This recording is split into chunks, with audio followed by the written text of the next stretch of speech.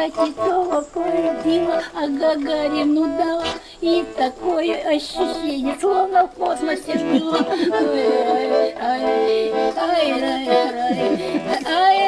Альбина, красавица, здесь у нас живет. Я, говорит, хочу гармошку.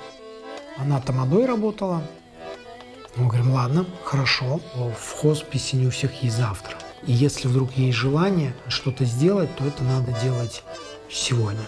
И это нам помогает смотреть на жизнь по-другому. Какие-то свои желания нельзя оставлять на завтра. Меня зовут Алексей Васиков, работаю директором в Доме милосердия Кузнеца Лобова, Поречье Равное. Я бывала, всем давала, сидя на скамеечке.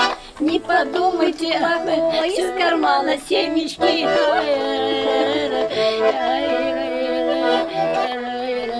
Что такое Дом милосердия? Это место, где помогают тяжело больным.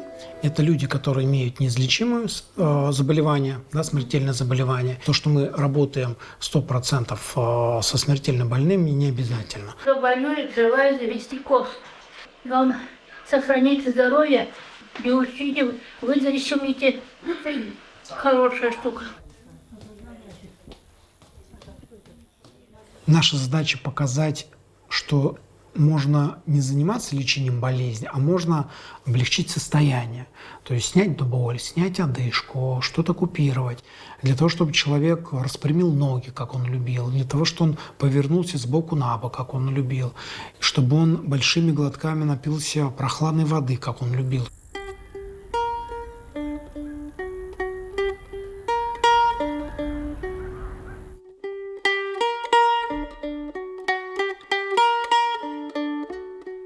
Нина Николаевна у нас лежит 14 лет. Она поступила после инсульта, и она ходит 1 раз в день. И несколько шагов для нее это поступок.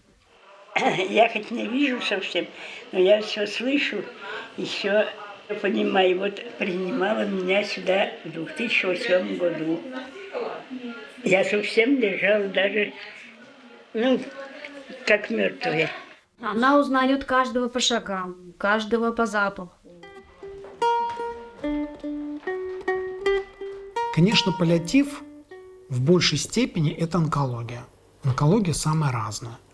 У нас бывает 40 лет, молодая онкология, к сожалению, тоже бывает. Далее это паллиатив, который связан с неврологией, с психиатрией, деменция, Паркинсон, БАС, Хоббл бывали часто, СПИД, гепатит С. Все по-разному. А я 3 месяца, 3 года из больницы сюда. Сюда, сюда, не в штатной состоянности.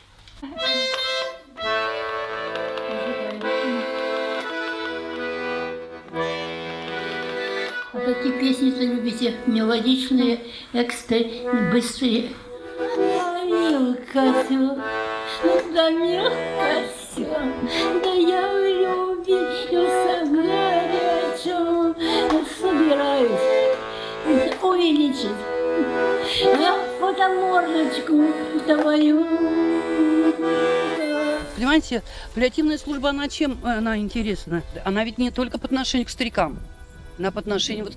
Вот идешь по дороге, едет какой-то лихач, сбил тебя, и все, ты сел на коляску. И что ты будешь делать дальше? Так что об этом надо думать. Есть у нас еще 3 человека, которые проживают с ДЦП. Это Юленька. Да, Юля? Она у нас красавица с Нижнего Новгорода, красавица-путешественница. Где твоя расчесочка? Есть у тебя там? Сейчас я принесу. В Нижегородском ПНИ жили девочки, которые считались растениями, которые там глушились психотропными разными веществами. На самом деле это люди, которые адекватно реагируют, пишут стихотворения. В принципе, они сохранны так же, как и мы с вами, психологически развиты, но скованы вот своим скелетом в какую-то вот неудобно варимую позу. Я мечтала стать юристом. У меня были все данные, но речь, знаете, А потом компьютер освоила. Сама без всякой помощи. Стала вот сайты оформлять. И также у нас есть категория постоянно проживающих, но социальных. Это либо пожилые престарелые бабушки 80-90 лет. Мы тоже стараемся помочь и в Доме милосердия их разместить. Да, почему я говорю бабушки? Мужчины очень терпеливые и за помощью не всегда вовремя обращаются, либо тянут до последнего. Поэтому, если вдруг какая болячка, обследовать.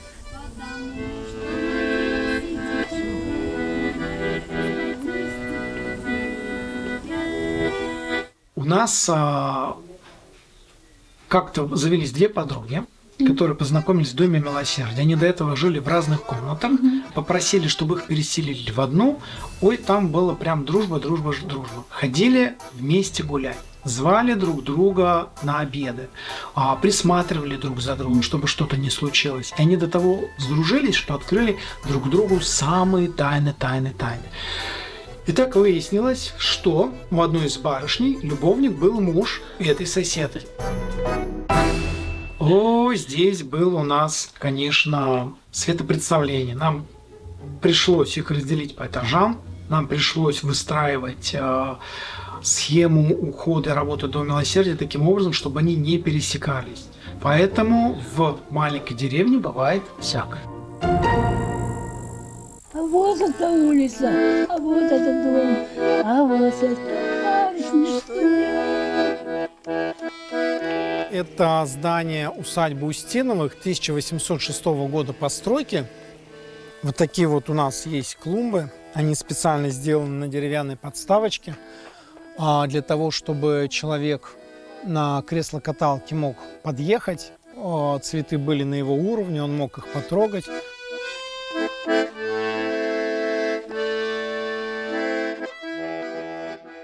Еще у нас есть теплица. В деревне теплица – это важно. Особенно важно для бабушек, которые привыкли, что у них на огороде это есть. Специально сделан широкий проезд, чтобы человек на коляске, в том числе, смог проехаться и сорвать что-то. Здесь комната подопечных у нас. Она светлая, уютная. То есть мы стараемся сделать в комнатах по-домашнему. То есть, чтобы подопечные наши не думали, что они находятся в больнице, а именно, то есть, как дома.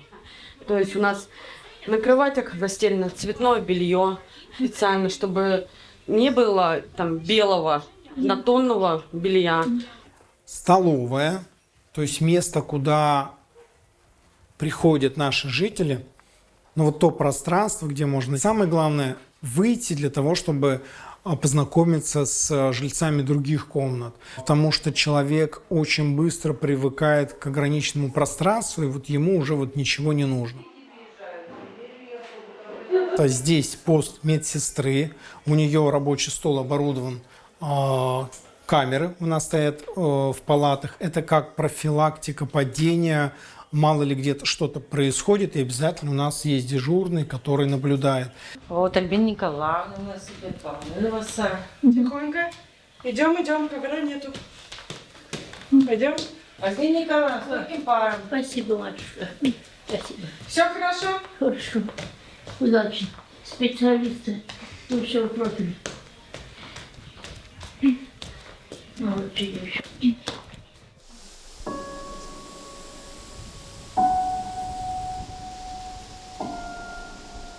Паллиативная помощь – это еще про разговор, это про осмысление, это про остановку времени, это про созерцание. Ты не только им памперс меняешь, ты это им меняешь удобным образом, да, чтобы им было комфортно. Ты с ними знакомишься, ты понимаешь, что вот этот человек там стюардесса, этот человек фотограф, этот человек доярка, да, и они все разные. Все, молодец. Сейчас компотик попьем. А мы там, например, приходим уже по имени, милая, дорогая, Валюшечка, там давай переворачиваемся, давай переоденемся, давай вот, ну, как бы, как к своим родным. Барнать, мы сейчас немножечко полетаем с тобой. Мы тебя чуть-чуть повыше подвинем, хорошо? Не пугайся, ладно? Как бы приподнимаем. И когда, бывают случаи ухода, для нас это очень тяжело и переживательно, потому что мы к ним привыкаем, как к родному человеку. С 19 год у нас ушло 19 человек. В 21 году уже 100 человек. Когда ты так часто видишь смерть?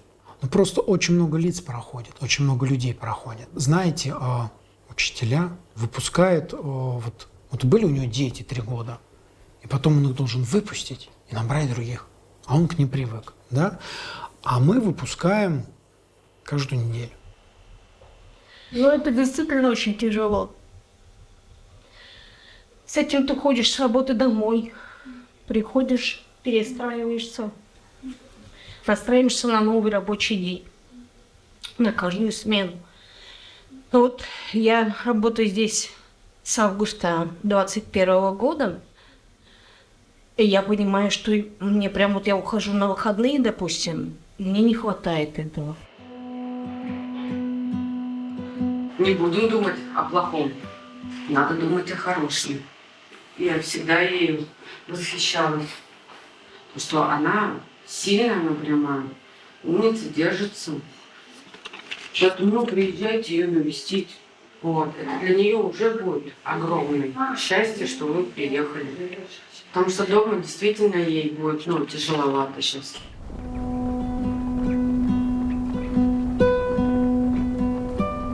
Патронаж на дому направлен на то, чтобы человек максимально долго остался дома и при возможности ушел дома. При необходимости мы остаемся и в самый сложный момент в процессе умирания. И наша патронажная служба, она помогает сделать так, чтобы ушел только один человек. Да, второй человек это пережил, правильно отгоревал и смог осмыслить и продолжить жизнь после. Мы сейчас поедем недалеко. Здесь человек наш, он находится на патронаже, женщина. Мы ей делаем уколы. Она просто на соседней улице. Мы всегда всех лечим, кто рядышком, мы всегда ходим в любое время. Так, минуточку подождите, я человека предупрежу. Да, конечно. А что вы это? Да, то ворвемся, она скажет, кого ты тут привела? Лидия Николаевна, моя дорогая. Чаще всего требуется, конечно, обезболивание. Человек дома, видите? Сейчас пойдет в огород копаться. Разве плохо? Ну что, до свидания, моя дорогая.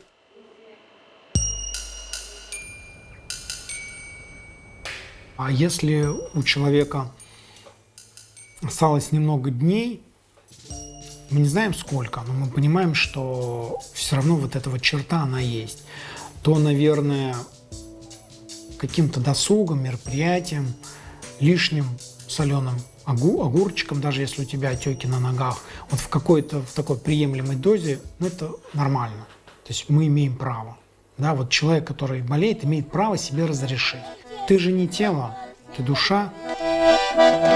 Ну, скажите, что же они наделали? Если ты злопамятный такой... Молодец, здорово. Сейчас вам расскажу про желание. Наши люди ничего не просят. Знаете почему? Потому что наши люди очень привыкли терпеть. Наши люди очень любят своих родных, очень жалеют нас, и наши люди очень мало времени находят для себя. А потом оказывается, что желание может быть в мороженом, желание может быть в селедке, в огурцах. И тут вот желание очень сложно выцепить. Это бывает при длительном разговоре, при теплом отношении. И это бывает. Но это скорее, это нам от радости. Бог, он сказал, что хочет. Ой, вот у нас в этом месяце мы кого-то желание выполним, вот оно есть. Альбина. Вот он говорит, а вот еще в молодости у меня был Урал. Вот я на нем ездила. Конечно, вот на Урал бы я не села, но вот мотоцикл хотела бы повидать. Мы организовывали здесь байкеры, у нас был у них мотопробег, мы просили, чтобы они заехали к нам в хоспис, побибикали у окна, и чтобы Альбинушка посмотрела вот мотоциклы, байкеры, вот с этим вот соприкоснулась. Очень она у нас была довольна, я думал, ну ладно, желание выполнили. Потом она зовет меня к себе, говорит, у меня еще есть права. Я говорю, на что? На катера. Ну, как-то надо думать. То есть желаниями у нас бывает по-разному. Здесь очень благодарные слушатели. Тут люди очень открыты. Им скрывать нечего. И у них, если родственники приходят нечасто, в связи с тем, что сняты тягостные симптомы, внутри есть тяга к общению и есть любовь, которой они готовы поделиться. Есть благодарность персоналу, сотрудникам или этому миру за то, что последние дни проходят так. Ну, мы с ней ходим, мы увидели, да, что с ней ходят. Вот. Она, прожившая здесь 14 лет, он, конечно, человек слепой, перенесла там тоже, у нее же такая нелегкая. Когда у меня умерла мама, и мы с ней договорились. Я говорю, буду ваша мама, я говорю, а я ваша дочь. Вот у нас даже такое вот.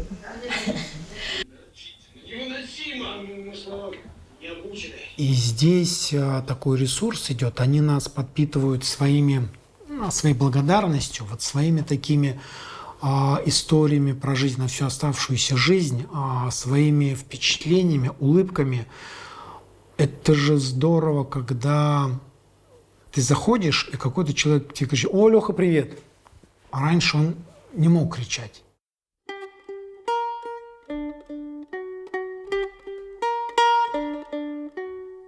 Штат 44 человека. Из них 4 – это не поречане, остальные все поречане.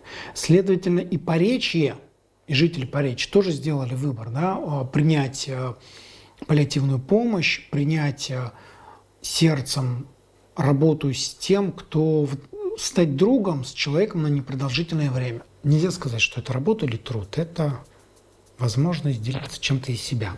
Но мы ограничены стенами, мы ограничены 20 койками. 20 человек ежемоментно обслуживается в стационаре, 40 человек одномоментно ведутся на патронаже, около 100 человек провожает стационар, около 200 человек на дому провожает патронажная служба, и 100 человек – это капли в море в 1 200 000 с небольшим на Ярославской области.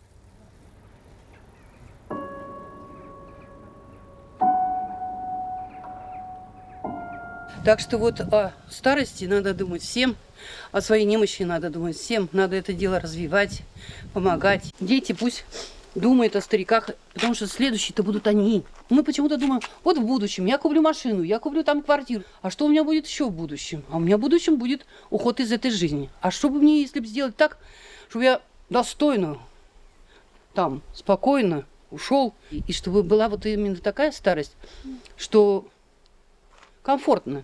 Такие вот дела, товарищи дорогие.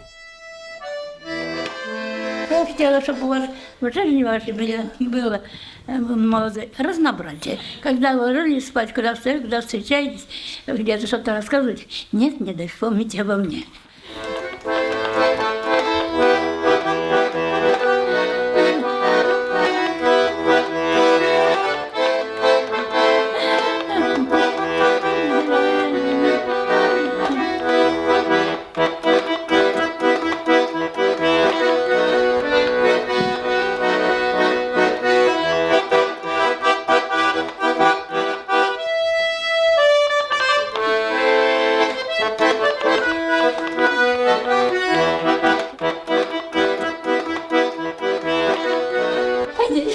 Не стесняйтесь, не судите. Мы там народ собрали, зрителей, целая улица. Альбина Николаевна. Да? Пошли?